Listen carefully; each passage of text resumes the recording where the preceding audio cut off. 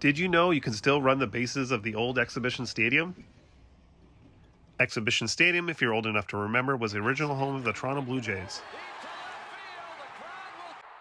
It was also home of the Toronto Argonauts and a soccer team called the Toronto Blizzard. It was the site of a record-setting wrestling event by the WWF in 1986 with over 70,000 fans in attendance. And of course, there were many, many big concerts that happened here over the years,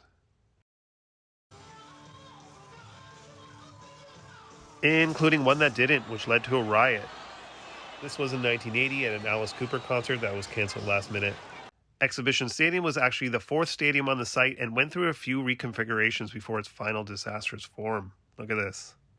The original was a 5,000-seat grandstand that was built in 1879, which was torn down to build this newer grandstand seen here, which ended up burning down in 1906. A third grandstand was quickly rebuilt in 1907 and was around until 1947 when it too burnt down in a fire. So, in 1948, the city built a bigger, concrete version of the grandstand. Wise choice on the concrete.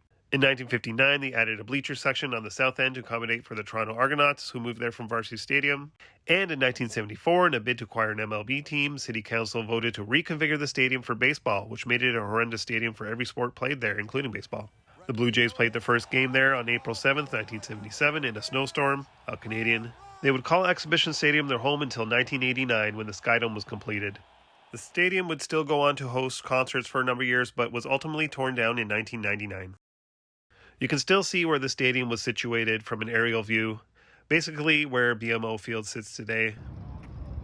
And there are plaques to mark where the bases were. How cool is that? Let's run the bases.